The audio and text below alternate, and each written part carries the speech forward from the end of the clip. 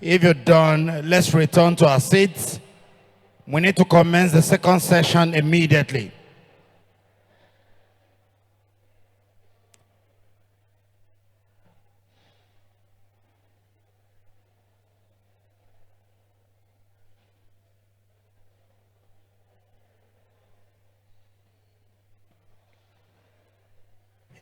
If you can hear me, those of us at the rear, could you please start coming back?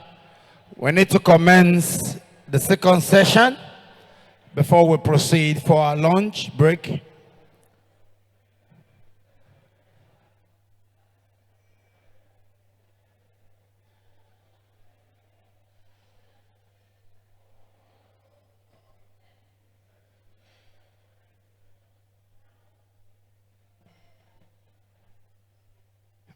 This first presentation, I bet you it's going to be an amazing time because the person taking on the presentation is an erudite scholar, a man who is well learned in cybersecurity.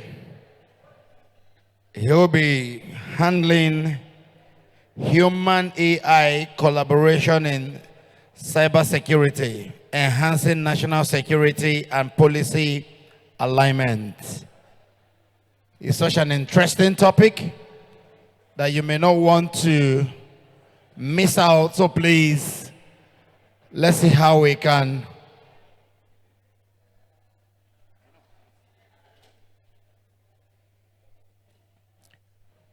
we needed to be seated before I bring up stage the presenter. So please, wherever you are, within the confine of the hall, we need you to please move to your seat so we can commence the second session.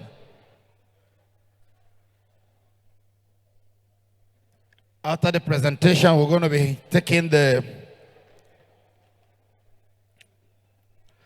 panel session. Of course, the moderator is here. Some of our panelists are already here.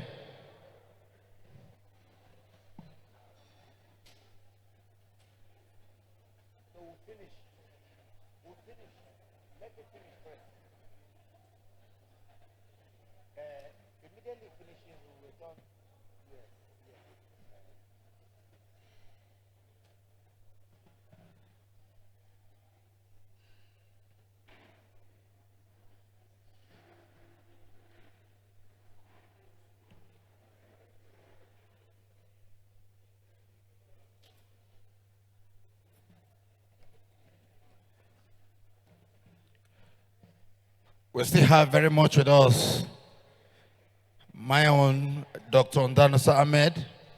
I've decided to personalize him.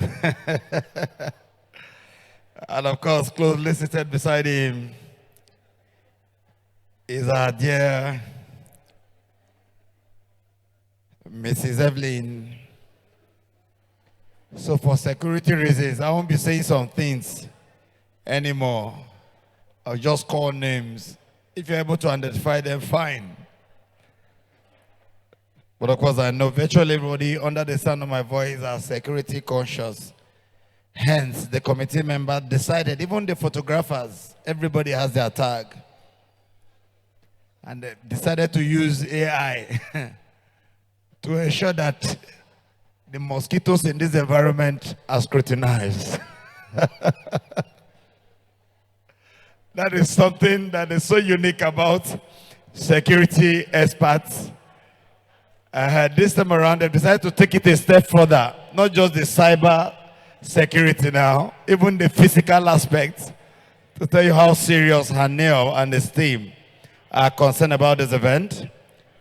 We have still very much with us our own Dr. Lawan. Thank you so much, Dr. Lawan Mohammed.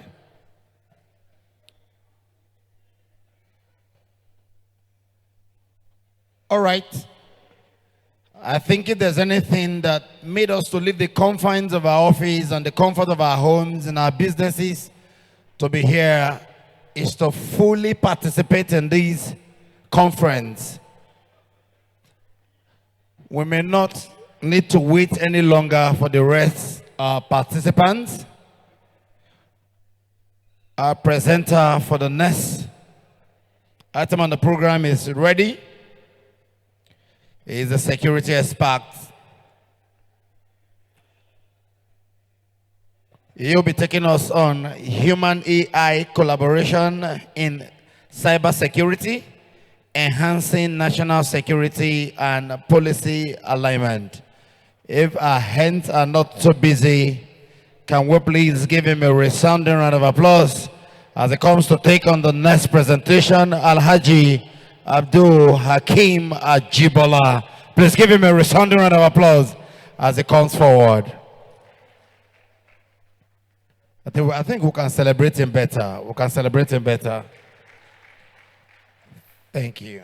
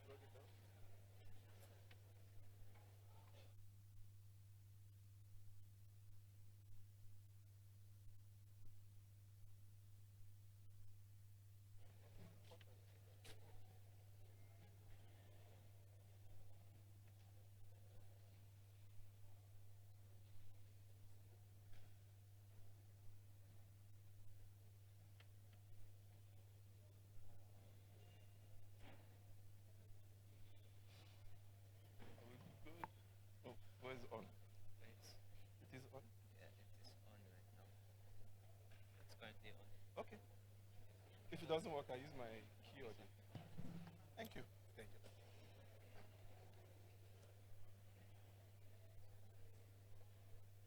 you. Okay, so let's jump in and get a move on. Is it afternoon yet, or are we still good morning? Good afternoon. How are you? As I've asked several people today, how's the country? It's easy, Ko? I hear cybersecurity people, they are underworked and overpaid. Is that true? Especially those in NIDA, those in NCC, those in the ministry. Okay. Can we have the slides up, please? Now, the topic that was announced and the topic I was given, I think are not quite the same. So I will go with the topic that I was given.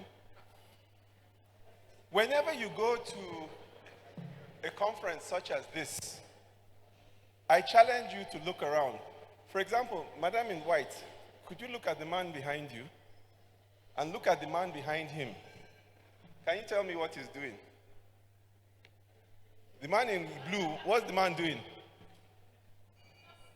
No, he wasn't sitting a few moments ago.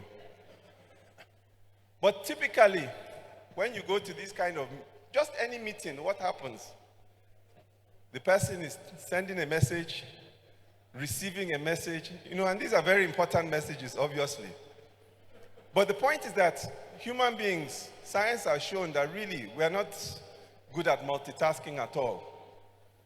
And so in this era of AI, modern technologies and the like, one would argue that we are hooked on this technology.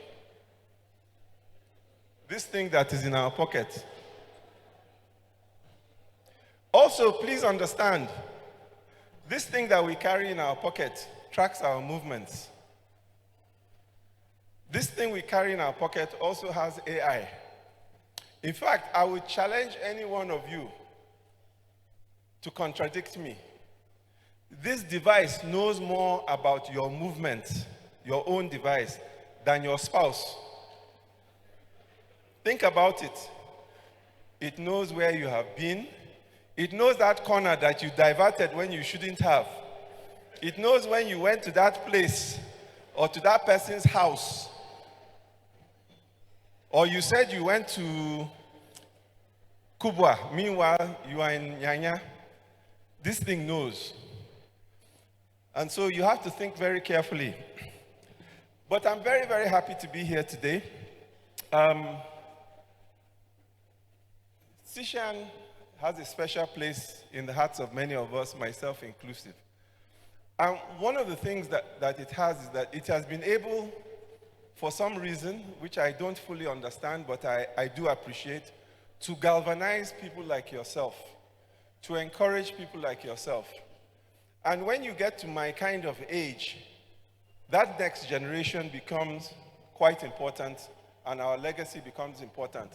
So even though I'm not the main founder of CSHAN, I like to feel that many of you that are part of this process, if I may call it that, are part of one's legacy. Now let me ask a question. Let's see if it will move.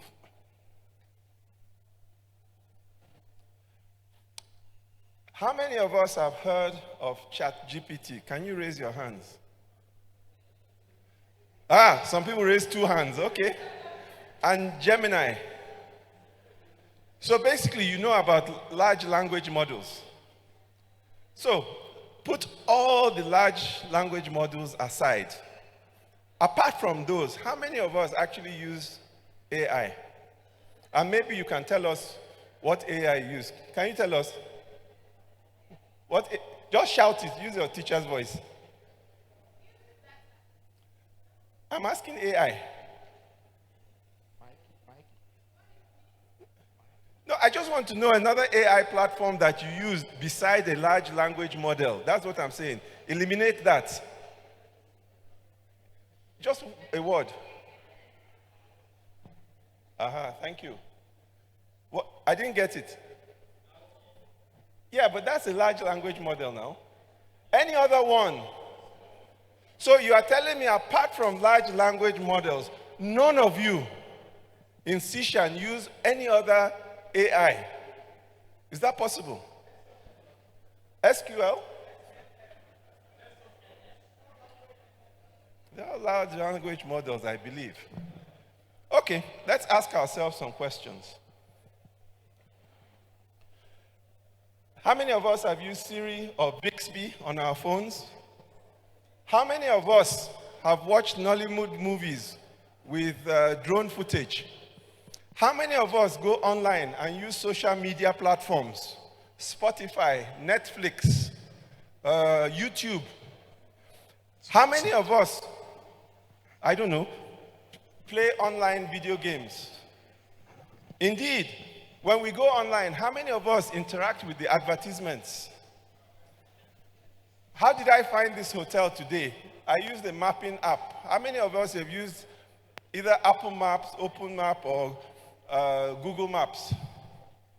How many of us engage in online banking and finance? Because I know some of you are dinosaurs, you are still using cash. How many of us have smart home devices? You may call them Alexa. And indeed, when we go to our offices, my Oga Uche, I'm still loyal, sir. Welcome. How are you, sir? Well done, sir. So how many of us actually, when we go to our offices, to enter, we need to use our thumbprint or our face? So let me ask the question again. How many of us here in this hall today do not use AI outside of large language models? Anybody?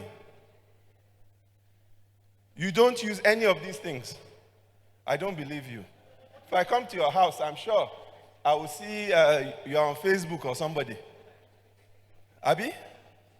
So, my point here is that, we all talk about ChatGPT, but AI, generally speaking, is not coming to Africa. It's already here. It's already with us. Now, look at this image very carefully. What is happening? Oga, I know you are with your Oga, but you can still answer question. What do you see on the screen? No, the man in suit. No, the man, we will leave Oga Uche for later. Okay. Good afternoon. Good afternoon. All right. This is ICT stroke cybersecurity, a new paradigm. What do you see? Okay. This is a tiger riding a zebra. This is a lion chasing a zebra. Uh-huh. Yes, a zebra On a motorbike. Thank you. Now, this is an analogy for us. In our life, something is chasing us. Maybe it's the landlord. Maybe it's problems. Fuel, price of fuel. But also, we are chasing something. Maybe it's more money. I think we can agree with this analogy. Now, I think like the zebra, we are a bit smart. We are leveraging technology. Whether you call it ICTs, AI, emerging tech, we are using these things so that we can go further away from our problems, to avoid them, to dodge them, whatever it is. I think we can all relate to this. However, like that zebra, if you notice, there's something missing. That zebra is not wearing a crash helmet. That crash helmet is cybersecurity. And there are too many of us in our society today. We are hustling, but we are not hustling safely. And so we have to think about this. Now, when we talk about AI, personally, I just want AI to do the mundane things, like this lady. She just wants it to do her washing, take care of cleaning the house, not all these highfalutin things that we have AI doing. But there's a lady, Kate Crawford of Microsoft, and she very succinctly has put it that artificial intelligence is neither artificial nor intelligent. It consumes a lot of human resources to gather the data necessary and organize it. It consumes a lot of energy.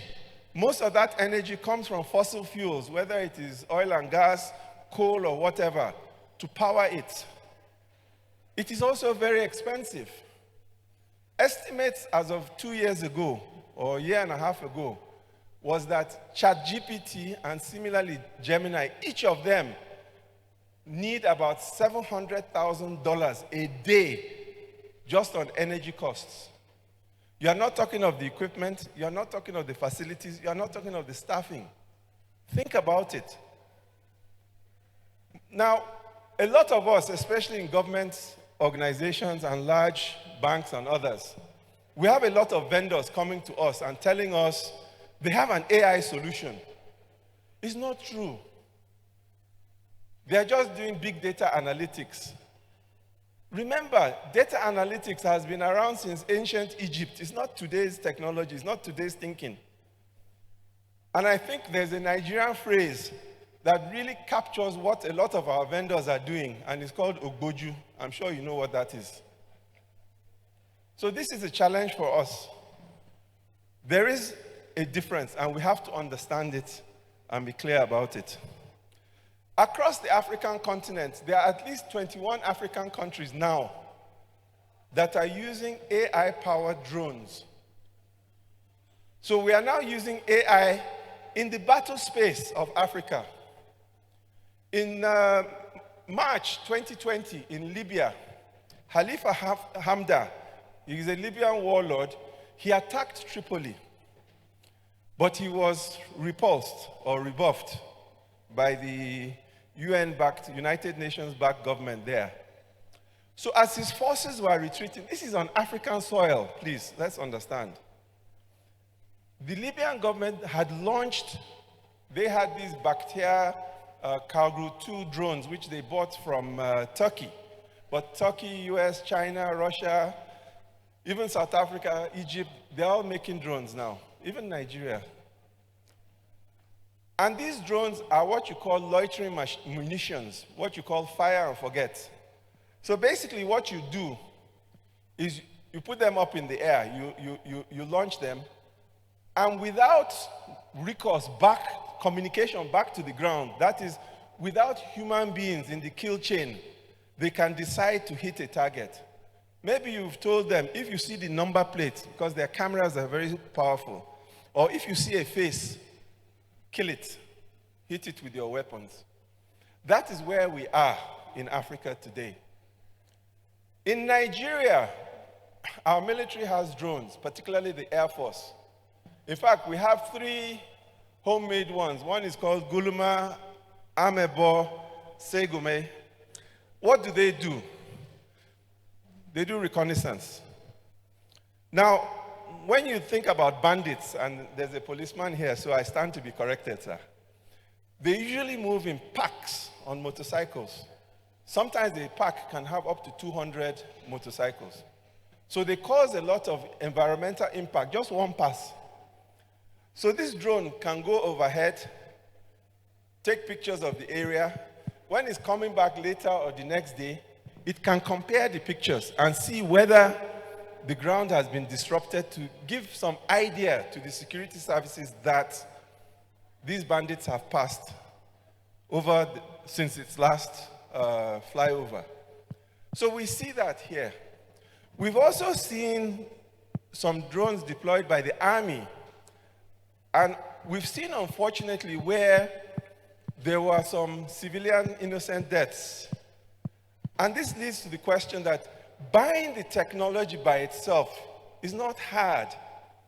But what you need when you have these technologies are the processes and procedures so that you can make the right decision. That is the human being in the loop on the kill chain, so that you can make that decision as to whether to hit or not hit. Again, we see in Rwanda, where Rwanda is ostensibly using drones, quote unquote, for peacekeeping in Democratic Republic of Congo, and also Cabo Delgado, which is in northern Mozambique. But the whole idea there is that actually they're not peacekeeping, they are peace enforcing. It's very different. And I'm sure some of the people in Democratic Republic of Congo will say they are not keeping peace, they are grabbing some of the land. So it really depends. Now, part of the challenge you have with AI, generally across society, but I'm just looking at particularly in warfare. So we have infrastructure challenge, but with your permission, I will continue. What happens is that you have different philosophies. So, for example, from the Western world, and I'm using a very broad brush, so forgive me. From the Western world, they look at their philosophy as to allow for false positives. What does that mean? It means that you will allow maybe 1 or 2 bad actors through, but you do your best to avoid killing innocents. On the other side, as you move a little more eastward, and like I said, this is a very broad brush, so forgive me, they engage in a philosophy of false negatives. That is, allow nobody through, even if it means, in some cases, you might kill a few innocents. And so, the question I put before each and every one of you today is, what is Africa's philosophy? Because we talk about policy, we talk about strategy. These are not the core building blocks. They are building blocks. But I think if you're a Christian, you will know when I say, if you build on sand, it's different from building on rock. And so the question is, what is the rock? The rock is made up of things such as your underlying social philosophy, your ethics, your values. It is those things that actually should inform your policy, strategies, tactics, implementation, and operation. And I think what has happened is that, there's this story about, and forgive me, ladies, it's not supposed to be too bad a joke, but forgive me. The young girl who is very busy as a young girl, her mother is cooking. She sees the mother take a pot, put the pot on the fire, and she's going out. She goes wherever she's going, has a good time. When she's coming back, the mother has cut the vegetables, done everything, put everything in the pot, And as the daughter is coming back, you can see the mother dusting her hand over the pot with the final, maybe bits of pepper or whatever she has put in. So the girl gets married. And the first day she has to cook for her husband. What does she do? She takes the pot, she puts water, she dusts her hand, and she expects the soup to come out. So, like I say, forgive me, ladies, but the point is, I would argue this is what we are doing in Africa. We are seeing that these people just develop policy and strategy, but we don't know that those policy and strategy are rooted in underlying philosophies. Are we, okay, we are still not back. Okay, the struggle continues. So I'll move on. Now, just yesterday, my friend, Professor Nate Allen, released an article, and it was about how or what some African states are doing to challenge the cyber superpowers. I just thought I would throw in a slide about it because I think as an African state, we need to understand how we can level the playing field and indeed take the opportunity to challenge these so-called cyber superpowers. So, one of the big ones is that we must invest in local expertise. Our policies must be independent. Not just independent of the US, Europe, Russia, or China, but more importantly, independent of our vendors. Too many things we see, and this is from experience in government, too many things we see in government are vendor-driven. They may not be directly at the table, but they are the background. They say, no, this is how you should do it. Mba, that's not how you should do it. We should have our own thinking. We also have to have diversification strategies. We also need to leverage cost-efficient tools. So, for example, you want to use NCASE. NCASE sets you back, it's a forensic tool, anywhere from $12,000 to $15,000 for one seat. What is it doing? Forensics, digital forensics of your drive, of your phone. But maybe autopsy can do 90% of the same thing. It's not as automated, it's not as easy to use, but autopsy is free. Go and download it. And more importantly, you can customize it. How many of us here use a Mac computer? Very costly, isn't it? Again, there's a lot of ogboju there, forgive me. Why? The original OS of Mac is based on free BSD Linux or Unix. They just took it, dressed it up, touched it very well, and they sell it to you for $1,600. There's nothing that says we cannot do something on our own like that. So there are many people in this audience, I'm sure, who say, no, we must have proprietary software. The problem with proprietary software is that it's a box. We don't know what's inside. And we just had, was it the CrowdStrike? Before that, a year or so ago, we had SolarWinds. What happened in those cases? What happened was that there are sub-modules of those proprietary products that are taken from open source. And when the people in the open source community saw this, maybe the update, they just put blank. When you update blank, your system will crash now. But more importantly, even those proprietary guys, a good portion of their proprietary software relies on open source. So why can't you cut out the middleman and go directly? Oops. So, there are many things that we can discuss globally. For example, today, who is a lawyer here? Anybody? Any lawyers here? Madam, please. Very quickly, can we have the speaker here? Microphone, sorry. Just a quick question, sorry. When there's a car accident, let's say I go out now and I hit somebody or another car, who are they going to hold? If I just hit somebody or something, or a wall, a car, a person, enter a gutter, who are they going to hold? Who? The what? The what person? What is he doing? The driver. Thank you.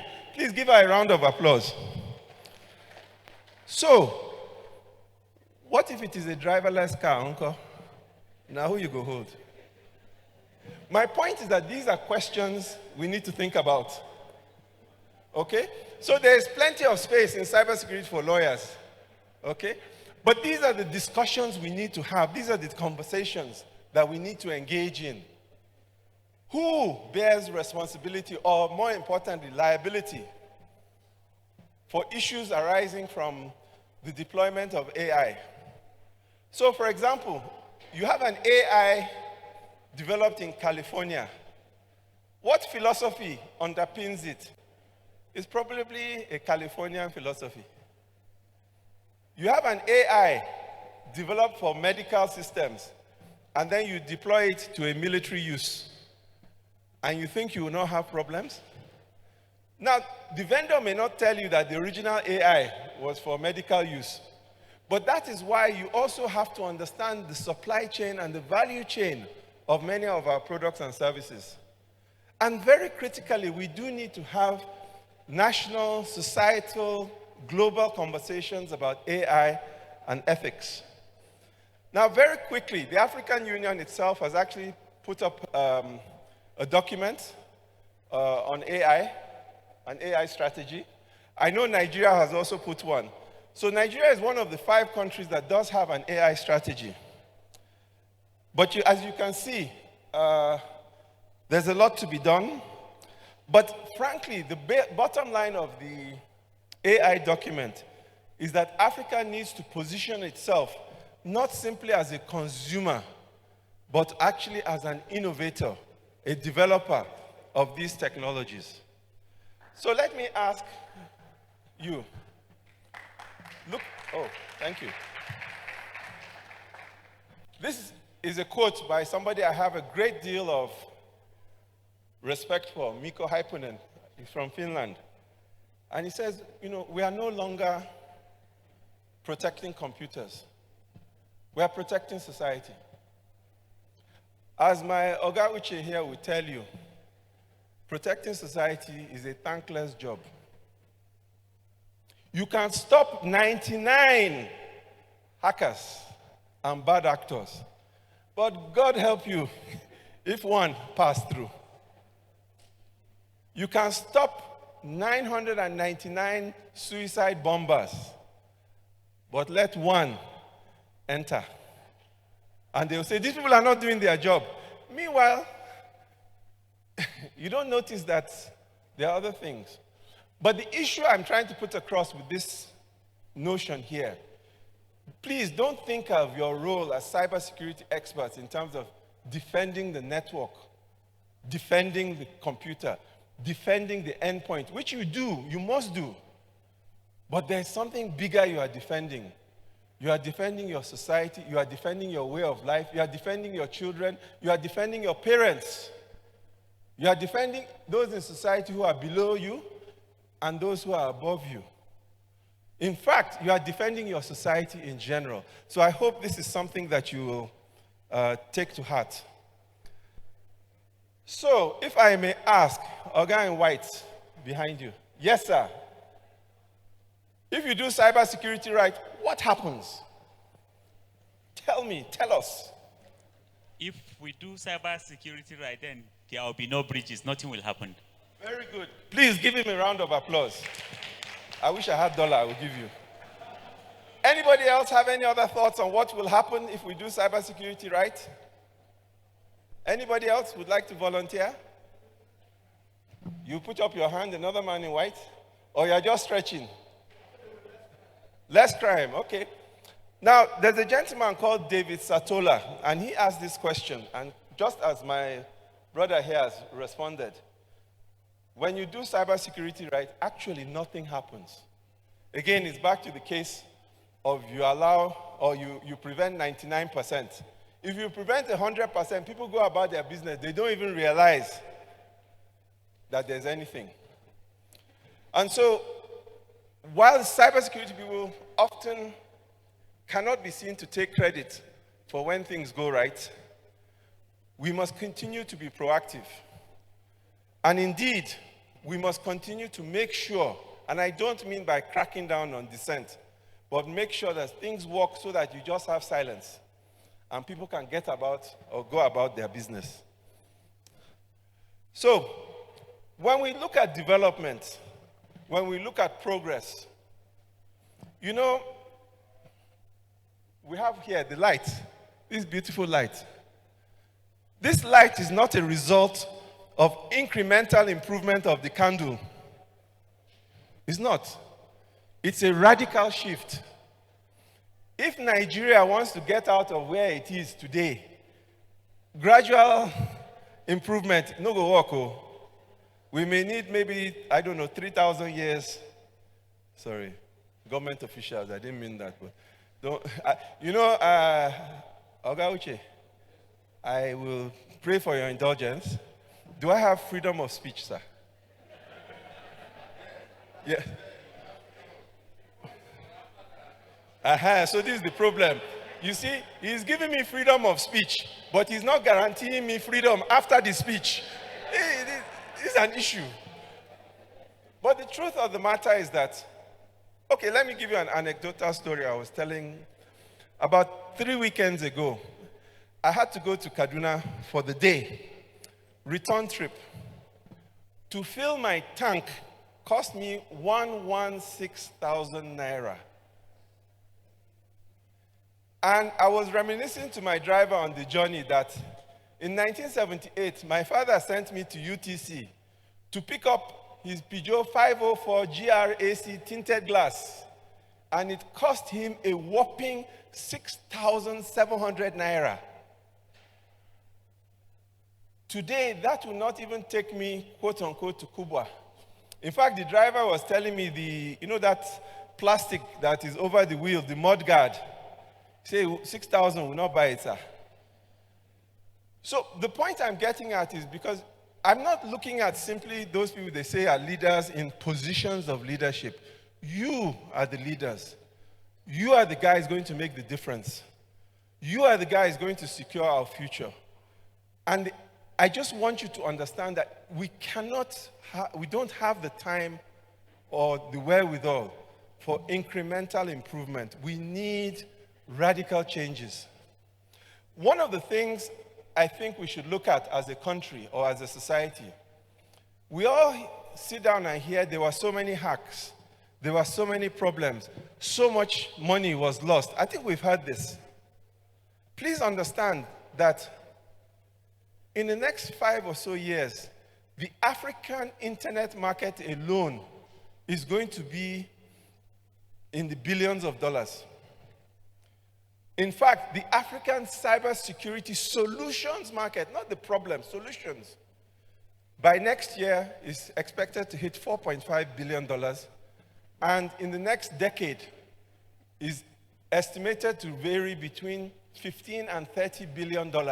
So as the lawyers amongst us would say, I put it to you, what piece of that market will be for this country?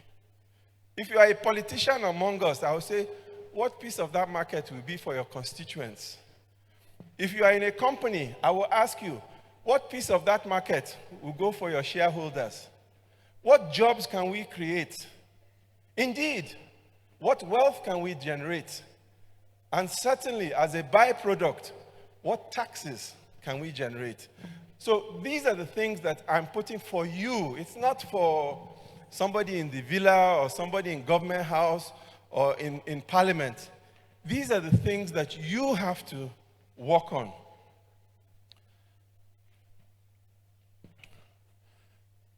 Let's just look at this for a moment.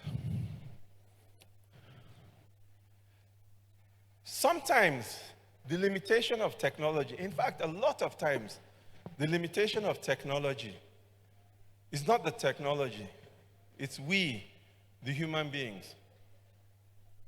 And so we have to really look at, are we designing and developing our solutions so that Mama Alakara can use it? Can Malam Mekose use it, or Malam Meshai? Can Mama Okpa, can she use your solution?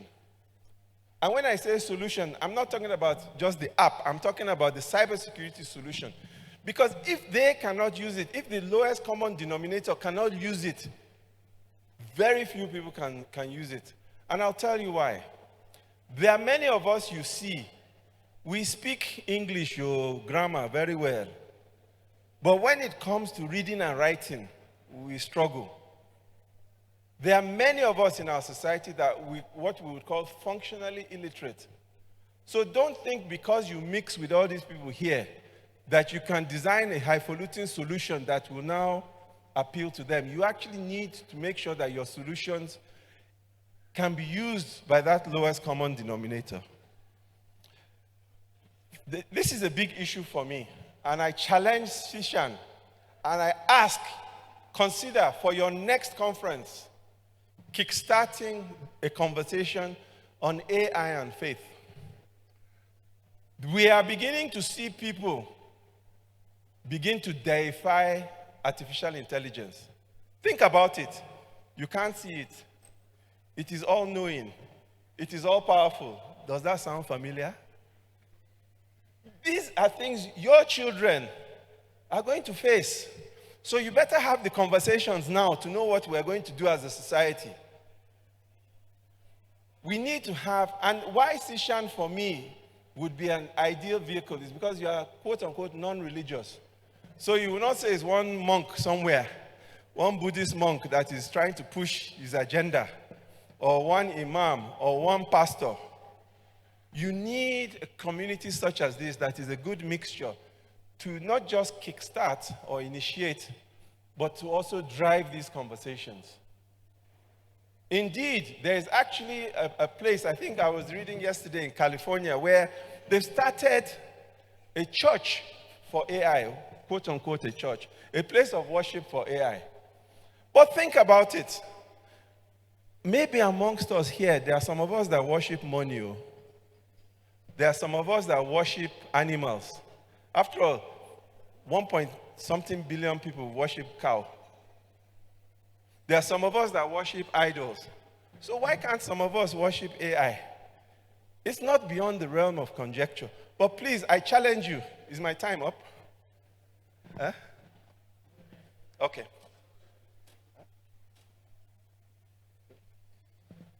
Thank you, sir. Well, that was the biggest point I wanted to make. Now, moving forward quickly.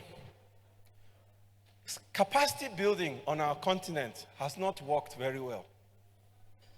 There are a number of reasons. One of them is that our donor partners or our international partners have a tendency with our cooperation to helicopter in some consultants. They come for 3 days, 5 days, they do some training and go. No, we need to move on from that. We need to develop curricula, not just in the universities, in the polytechnics, in the secondary schools, but also police colleges, DSS Center, Army War College, so that as you go through the system, so for example, in the military, when you are at a particular rank, maybe you are doing cybersecurity from a tactical operational implementation perspective. By the time you go to National Defense College and you want to become a general, you should be looking at, or you want to go to NIPS, you should be looking at cybersecurity from the strategic point of view. As we speak today, there is a major conference, the Summit of the Future, holding in New York. And a key element that they are discussing there is the Global Digital Compact, GDC. Nigeria, I believe, is there making some impact. But the issue is that you guys need to familiarize yourself, sorry, we are tripping or something, with these challenges. How many of you have heard of the Global Digital Compact? Anybody? Nobody? Abba. Sishan. How many of you have heard of the UN Digital Compact, Global Digital Compact? One person, good. 2, 3. Nigeria is very difficult to your Minister of Foreign Affairs. It's very difficult. How many of you have heard of the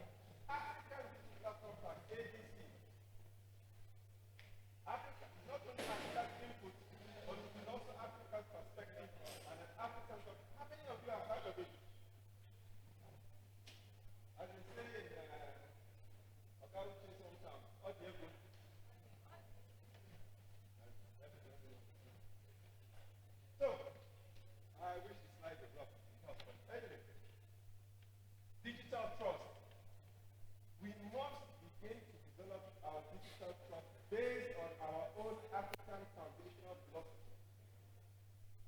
We have something called Ubuntu. Have you heard of it? And I don't mean the software Ubuntu. Ubuntu in Southern Africa means I am because we are. Collectivism. The mic is working again. Thank you. I am because we are. In Egypt, ancient math concept was a commitment to truth. In Tanzania, we have Ujamaa, which is about cooperation and fraternity. We don't have to go far. In Yoruba land, we have Omoluabi, it's a philosophy of integrity. In Hausa land, we have the concept or the philosophy of Hakuri, patience and resilience. If I please allow me to go free on this one. In Igbo land, we have the philosophy of Egbebelu Ugobelu for fairness. We have these philosophies here to build on. You don't have to go to Moscow or New York to get them. Indeed, even from our religions, we have philosophies such as Amana, trustworthiness, Adil, justice, Taqwa, God consciousness, and indeed the Shura, which is the consultation, which is the foundation of democracy, consultation. So we have these things, but we need to understand them so that we can then build our policies, strategies, and implementation plans on top of them. Aha. So the diagram to the right, that is actually how Omoluabi works, but you can do your research later. So, I'm getting to the end, sir. How do we move forward? The bottom line is that no one can make Africa better unless you and I and other Africans do so. Indeed, we can only do so together. We must support our human resources, not just the young people, but of course, we need to start there. But we can support, again, I'm not very happy with this notion of whole of government. It's not whole of government.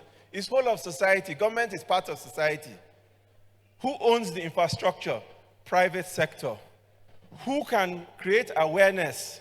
The media. Who is going to do the research and development? Academia. Who regulates? Government. So you can't just say whole of government, please. It's about whole of society approach. We need to build on the collaborative roadmaps, especially those articulated by the African Union. We need to make sure that we safeguard AI in a way that the human being must always be in the loop. Very quickly, and I ask for 2 more minutes, please. All technology, I think because some of us maybe need to rethink AI. All technology is rooted in our culture. Our ancestors, when they wanted to clear the bush, they needed a technology whereby one end was sharp, and when you brought force, it would cut through the tree or the bush. That's a machete. But the key thing about that technology is that the person who designed it had control over its end use. Come today to modern technology. The processor was the first technology that human beings created, that the person who created it did not know what it will finally be used for. What determined its use was not the processor, it was the software. So one software may do word processing, another software may do spreadsheet or PowerPoint or accounts or whatever. Fine. But we now have moved further forward, where the software itself, like the processor, has become a general purpose device. The software, what it does now, is determined by the data that it is trained on. That is where AI has taken us. But what this means is that humanity, you and I, are losing control of this technology. And to make this change more profound and serious, we now have software, AI software, that can develop new AI models, that can recreate itself, almost like a human being can give birth to a new generation, better and improved. The implications here, colleagues, ladies and gentlemen, is that humanity has profoundly lost control and will continue to lose it. That's why we need to have all these conversations now. That's why we need to think about these things now. At the end of the day, the bottom line is that the future will not wait. If you think London will wait for Lagos, I think you have another thing coming. So the future will not wait, and neither should we wait to prepare to protect it. So ladies and gentlemen, as they say in my hometown, Woyayi, Kario. Thank you very much.